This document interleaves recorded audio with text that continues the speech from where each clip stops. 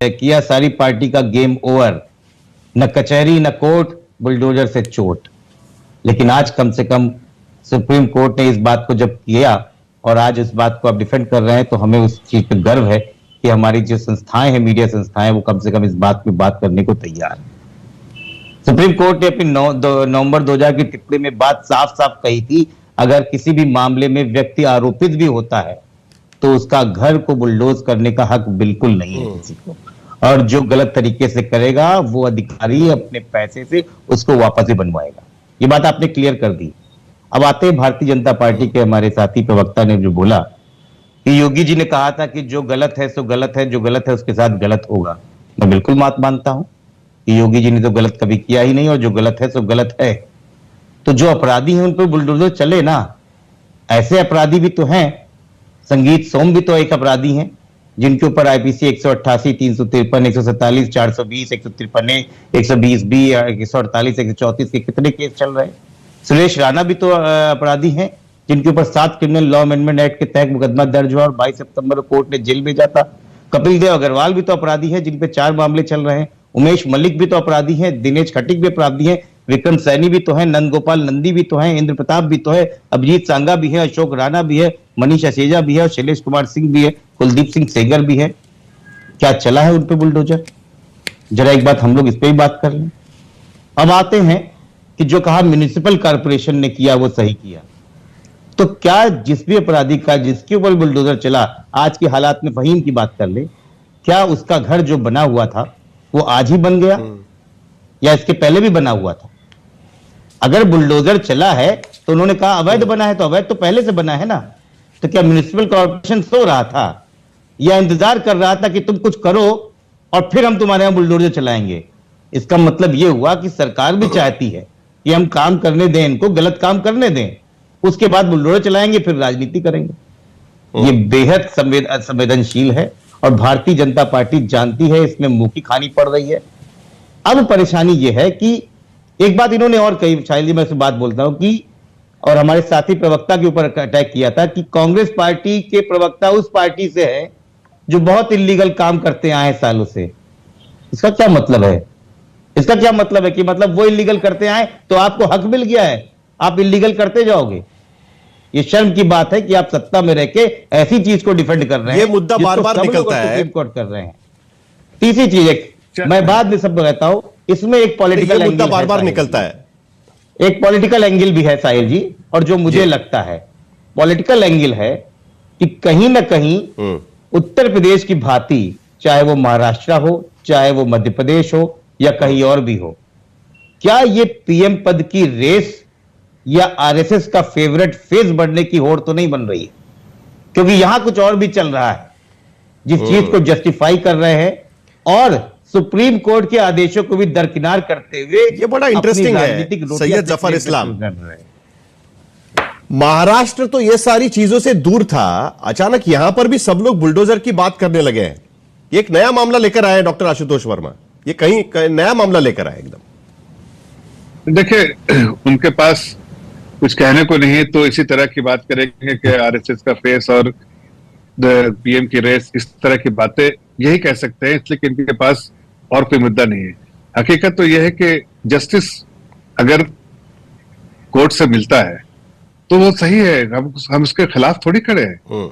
लेकिन अगर municipal corporation, उसकी रिस्पॉन्सिबिलिटी भी तो है कि अवैध तरीके से किसी ने कुछ काम किया है तो उसको भी उस पर एक्शन लेना किसकी रिस्पॉन्सिबिलिटी है? अगर कोर्ट ने उस पर स्टे ऑर्डर लगाया, ऐसा तो नहीं कहा कि कल को नहीं सारे दस्तावेज देखेगा कोर्ट, उसके बाद उसको ये भी कहा है कोर्ट के ऑब्जर्वेशन में कि अपने पैसे से बना भी ले, नहीं पैसे से बना भी ले, तो उसको अगर बाद में रूलिंग ऐसा आता है कि गलत है तो उसको तोड़ना भी पड़ेगा। तो कोर्ट ने तो ऐसा कोई जजमेंट आज तो दिया नहीं है। कोर्ट ने सिर्फ स्टे ऑर्डर लगाया है और बाकी 15 तारीख की डेट भी है। 15 अप्रैल को बाद जब उस पर ज्यादा सुनवाई होगी, दस्तावेज म्युनिसिपल कॉर्पोरेशन की तरफ से आएगा तो आपको हकीकत और भी ज्यादा मालूम होगी। लेकिन मैं ये तो कहना चाहता हूं कि बार-बार आप जवाब देंगे, मैं बार-बार ये कह रहा हूं कि देखिए, कांग्रेस के बारे में जो कह रहे थे, मैं कांग्रेस पार्टी के को जो हम वैसा करें जो इस कांग्रेस पार्टी ने किया, ये नहीं, आप गलत समझ गए। मैं आशुतोष जी, मैं इतना कह रहा था कि उनको कोई अधिकार नहीं है जो बार बार इस तरह के काम करते रहे और अनदेखी करते रहे, और सिर्फ इसलिए कि आपका राजपाट था। हम तो कह रहे हैं कि हम ऐसे गलत काम करने वालों के साथ जो है डिसाइसिव एक्शन लेंगे ताकि गलत काम सोसाइटी में ना हो, और इसको किसी तरह से नहीं जोड़ना चाहिए, सिर्फ अपराध से जोड़ना चाहिए। आशुतोष वर्मा, जवाब दीजिए। साईं जी, मुझे लगता है कि भारतीय जनता पार्टी की सिर्फ अपराधी है, इसके लिए एक्शन हो रहा है, उसमें कोई गलत नहीं है, वो कह रहे हैं। सुप्रीम कोर्ट की गाइडलाइन में साफ साफ दिया है साहिल जी कि सिर्फ आरोपी या दोषी होने पर घर गिराया नहीं जा सकता। मामला सुलझने के काबिल है या नहीं, यह भी देखना होगा। बुलडोजर एक्शन से पहले नोटिस होगा, नोटिस के पहले 15 दिन का समय देना होगा, व्यक्तिगत सुनवाई का वक्त देना होगा, और प्रशासन को यह बताना होगा कि बुलडोजर एक्शन क्यों जरूरी है, और संरचना गिराने की प्रतिक्रिया को बताना होगा। गाइडलाइन तोड़ने पर अफसर के खिलाफ कार्रवाई भी होगी। मैं आपको 2021 का एक वाक्य गिराता हूं, जहां पे इन्होंने 1 मई 2021 को नोटिस इश्यू करी, 6 मई को उसको नोटिस सर्व की गई, और 7 मई को उसका घर गिरा दिया गया। यह है भारतीय जनता पार्टी, और इसी के खिलाफ सुप्रीम कोर्ट ने कहा आज हमारी आत्मा को झकझोर दिया है इन सरकारों ने। यह टिप्पणी आपको हल्की टिप्पणी लगती है? देश की सर्वोच्च संस्था आपके ऊपर कह रही है कि हमारी आत्मा इसी जजमेंट में, इसी जजमेंट में मानने को तैयार नहीं है। इसी जजमेंट में पैरा 55 और पैरा 62 साफ शब्दों में कहते हैं कि कोई भी इंडिविजुअल, कोई भी शख्स, वो एक्यूज्ड हो, अंडर ट्रायल हो या कन्विक्ट भी हो, तब भी इस तरीके की ट्रीटमेंट उनके साथ, उनके घर वालों के साथ ठीक नहीं है। यह सुप्रीम कोर्ट के जजमेंट मैं आपको यहां पर पढ़ के बता रहा हूं। उसके बावजूद गुलाबचंद जी, आपकी सरकार जब इस तरीके की एक्शन लेती है तो उस पर सवाल उठाया जाता है, तो आप कहते हैं कि नहीं, यही जस्टिस होना चाहिए, इसी तरीके से कार्रवाई होनी चाहिए। जल्दी से आपकी प्रतिक्रिया, उसके बाद सुषमा अंधारे भी बताएगी। जी, एक बार मैं पुनरावृत्ति करना चाहूंगा साहिल जोशी जी, हम संवैधानिक दायरे के अंतर्गत रहकर की कार्रवाई की गई है, जैसा खुलासा आदरणीय देवेंद्र फडणवीस साहब ने दिया। नहीं है संवैधानिक दायरा, यही तो कह रहा है कोर्ट। इसमें कोई दो राय नहीं, और उसके दायरे में रह करके करेंगे। हाँ, रही बात एक्शन रिएक्शन, वो हमारा शिवसेना का एक स्वभाव है, वो हमारा परिपाटी परंपरा है। जब भी हमारे किसी नेताओं के खिलाफ ऐसी अभद्र टिप्पणी की जाएगी, इसके पुनरावृत्ति होने की संभावनाओं को अब भी नकारा नहीं जा सकता, और किसी पक्ष को या किसी विपक्ष अजित पवार ने भी की थी टिप्पणी, आपको याद होगा पिछले साल। हाँ।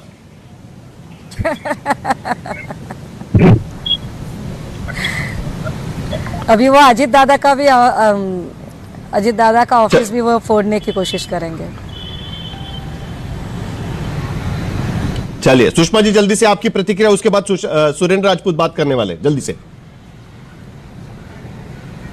देखिए, एक तरफ तो संविधान के धारा 21 में कहा गया कि राइट टू शेल्टर है, और दूसरी तरफ आप सिर्फ वह आरोपी करार दे रहे हैं, इसलिए अगर आप उसके घर पर बुलडोजर चला रहे हैं तो क्या ह्यूमन राइट्स के तहत यह नहीं सोचा जा सकेगा कि अरे भाई, वह अकेला उस घर में नहीं है, उसके घर में और भी कोई सदस्य है।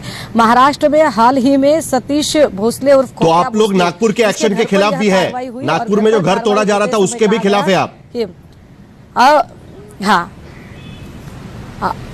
बिल्कुल है, क्योंकि आप किसी एक अगर मुजरिम है तो आप उसको बिल्कुल सजा दीजिए, लेकिन उसके घर वाले शायद इस सारी बातों से अनभिज्ञ हो, उनको शायद इन चीजों का पता भी ना हो। आप उनके साथ कैसे नाइंसाफी कर सकते हैं? भारतीय संविधान समय खत्म हो रहा है। सुरेंद्र राजपूत, आपसे भी जल्दी से प्रतिक्रिया, उसके बाद सैयद जफर इस्लाम आखिर में। लेकिन एक निर्दोष को सजा नहीं होनी चाहिए। आपकी बुलडोजर से सिर्फ एक को नहीं, कई परिवार उजड़ रहे हैं, और आप इसका नागपुर के घटना के साथ उनके साथ खड़े हैं। बात का क्लियर हो गया। मैं दो बातें, के लोग खड़े। साहिल भाई, सुन राजपूत जी जल्दी से, उसके बाद सैयद जफर इस्लाम आखिर में बात करेंगे। सुन राजपूत जी, बस हम साहिल भाई, हम कहते हैं ना कि हम तो संविधान के साथ खड़े हैं, संविधान जिसको बचाएगा हम उसको बचाएंगे।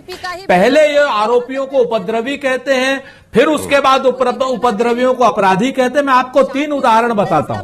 3 उदाहरण है साहिल भाई। उत्तर प्रदेश के क्या नाम, बरेली का एक पेट्रोल पंप एक एमएलए का था, प्रयागराज का एक पेट्रोल पंप किसी और का था और कानपुर का एक चलिए। पेट्रोल पंप किसी क्या नाम गैर मुस्लिम का था। तीनों को तोड़ने का काम भाजपा ने आखिर किया। में कौन सा सैयद जफर नक्शा इस्लाम उसका गलत था, ये लोग क्या बता कम दें से जरा कम सा। अब और मैं आपको कोर्ट एक के चीज इंटरवेंशन कहता के बाद हूं, इस तरीके की कार्रवाई रुकेगी क्या? खंजर पे कोई मुझे 20 सेकंड में देखिए- आपका जवाब चाहिए क्योंकि समय खत्म हुआ है मेरे पास। सैयद जफर इस्लाम देखिए, कोर्ट के इंटरवेंशन का सम्मान है, जो भी उन्हें ऑब्जर्वेशन उसका सम्मान है, लेकिन म्युनिसिपल बॉडीज की भी रिस्पॉन्सिबिलिटी, म्युनिसिपल बॉडीज अपना काम कर रही है और जो गलत तरीके से कंस्ट्रक्शन हुआ है इस पर अगर वो कार्रवाई करती है तो उसकी रिस्पॉन्सिबिलिटी, वो अपनी रिस्पॉन्सिबिलिटी निभा रही है। चलिए, इसी रिस्पॉन्सिबिलिटी को लेकर दरअसल सवाल बार बार यही उठाया जाता है कि इतने साल से जब वो स्ट्रक्चर वहां पर खड़ा था तब वहां का लोकल कॉर्पोरेशन क्या कर रहा था, और इसीलिए कहीं ना कहीं सुप्रीम कोर्ट को इंटरवेंशन इस पूरे मामले में करना पड़ा था। लेकिन उसके बावजूद अब बुलडोजर एक्शन की एक तरीके से होड़ लगी हुई है, उस होड़ पर अब रोक कौन लगाता है, इस पर ध्यान देना जरूरी रह जाएगा। फिलहाल मेरे साथ